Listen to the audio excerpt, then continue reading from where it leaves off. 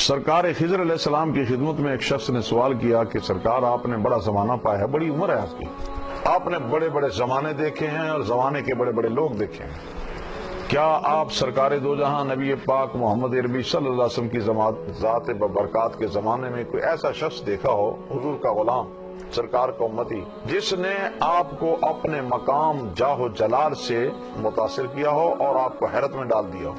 کیا کوئی ایسا شخص بھی دیکھا ہے؟ خضر علیہ السلام نے فرمایا ہاں، میرا معمول ہے کہ میں مدینہ شریف میں روزانہ حاضری دیتا ہوں سرکار کی بارگاہ۔ جس زمانے کی بات میں کر رہا ہوں، آپ فرماتے ہیں عصر کی نماز میں ہمیشہ وہاں پڑھا کرتا تھا، اور اس زمانے میں محدث مدینہ حضرت امام عبد الرزاق مدینہ شریف مسجد نبی کے اندر درس حدیث دیا کرتے تھے، تو میں بڑے شوق اور ذوق سے ان کا درس سنا کرتا تھا۔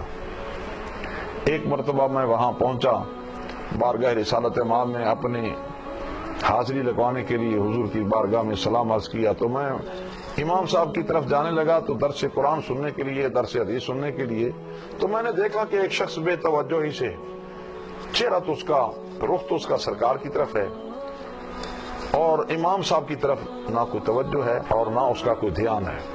میں نے اس شخص سے کہا، جوان بزرگوں، دیکھو بڑے بڑے لوگ امام عبد الرزاق کا درس سننے کے لیے مسجد نبی میں اس وقت آتے ہیں، اور دیکھو کتنا جمع غفیر ہے، لوگ امام عبد الرزاق کا درس سن رہے ہیں اور بے توجہی سے آپ بیٹھے ہیں، آپ کی ادھر توجہ ہی نہیں ہے، آپ اٹھئے امام عبد الرزاق کا درس سنیے۔ تو بابا جی نے سر وہیں رکھا جو زانوں میں لیے ہوئے تھے، کہا جاؤ جاؤ امام عبد الرزاق کا درس سنو، ہم تو خود رزاق کا درس سن رہے ہیں۔ جس وقت یہ بات انہوں نے فرمائی تو آگے بھی خضر علیہ السلام تھے۔ آپ فرماتے ہیں کہ میں نے چاہا کہ میں اس شخص کا امتحان لوں۔ میں نے کہا بھئی آپ کا تو پھر بہت بڑا مقام ہے کہ آپ رزاق کا درس سنتے ہیں، تھوڑا سا کام میرا بھی کر دیں، کام تو چھوٹا سا ہے۔ ہاں بولو کیا کام ہے؟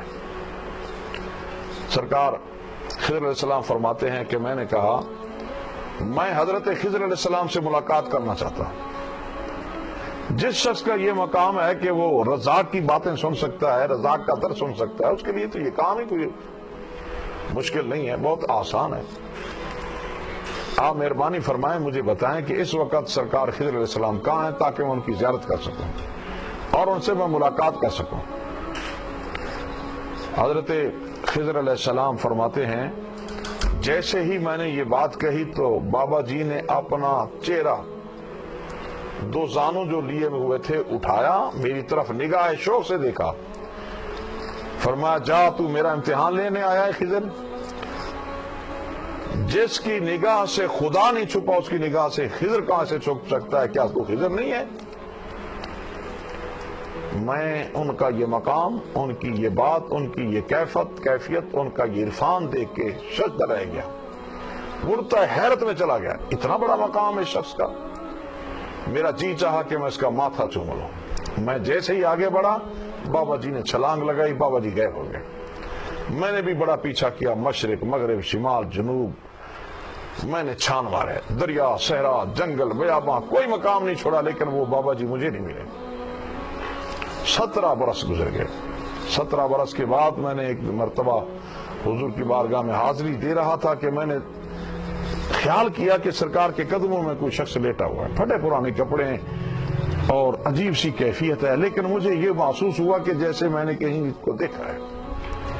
میں نے جب خیال کیا اور توجہ کی تو مجھے محسوس ہوا، خیال آیا، یاد آئی بات کہ یہ تو وہی شخص ہے جو 17 برس پہلے مجھے ملا تھا۔ آپ فرماتے ہیں کہ میں آگے بڑھنے لگا کہ اسے پکڑوں، کہیں ایسا نہ ہو پھر چھلانگ لگائے اور غائب ہو جائے۔ میں اسے 4 باتیں بھی کر لوں، اس کی زیارت بھی کر لوں، اس کا ماتھا بھی چوم لوں، اس کے سامنے اپنی عقیدت و محبت کا اظہار بھی کر لوں۔ آپ فرماتے ہیں پھر میرے دل میں خیال آیا کہ خضر کس کی بارگاہ میں کھڑا ہے؟ کائنات کے راجہ کی بارگاہ میں کھڑا ہے، امام الانبیاء کے حضور کھڑا ہے، پہلے سلام تو اپنا مقام کر۔ آداب کا تقاضا ہے، سرکار دو جہاں نبی پاک صاحب الاولاق کی بارگاہ میں نے بڑی عقیدت و محبت سے سلام عرض کرنے کے بعد جب فارغ ہونے لگا تو پہلے میرے ذہن میں یہ بات ہے کہیں غیب نہ ہو جائے، تو میں نے سلام کے دوران ہی اپنے آقا کی طرف توجہ کر بارگاہ رسالت امام میں عرض کیا، رسول اللہ میں آپ کے اس غلام سے ملنا چاہتا ہوں،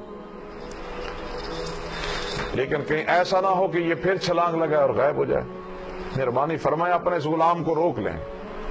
تو پتہ چلا خضر علیہ السلام بھی جانتے ہیں کہ ہمارے دلوں کی باتیں مصطفیٰ کریم سنتے بھی ہیں، جانتے بھی ہیں، تبھی تو آپ عرض کر رہے ہیں۔ آپ فرماتے ہیں سلام مکمل کرنے کے بعد میں بابا جی کے قریب آیا، میں نے آ کے ان کے ہاتھ میں ہاتھ ڈالا، میں نے کہا بابا جی اٹھو، اب تو میں نے پکڑ لیا، اب دوڑ کے دکھاؤ کہ کہاں جاؤ گے۔ بابا جی اٹھ کے بیٹھ گئے اور مجھے دیکھ کے مسکرانے لگے، مسکراتے ہوئے فرمایا خضر تڑیاں میں نو لانا ہے، سفارشہ مصطفیٰ کو کرانا ہے؟ اللہ کی عزت کی قسم میرے نبی مجھے نہ روکتے تو میں قیامت تک تجھے نہ ملتا، تجھے پتہ چلتا کہ مصطفیٰ کے غلاموں کا مقام کیا ہے۔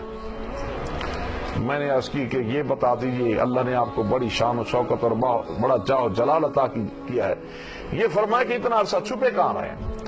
فرمایا کیا تو نے اللہ پاک کا فرمان نہیں پڑھا کہ رب ذوالجلال ارشاد فرماتا ہے اولیائی تحت قوائی لا یعرفہم سوائی، میرے جو یار ہوتے ہیں وہ میری آستین میں ہوتے ہیں، ان کے سوا کوئی اور مجھے پہچان میرے سوا ان کو نہ کوئی جان سکتا ہے نہ پہچان سکتا ہے، میں تو اپنے رب کی قربت میں رہا ہوں۔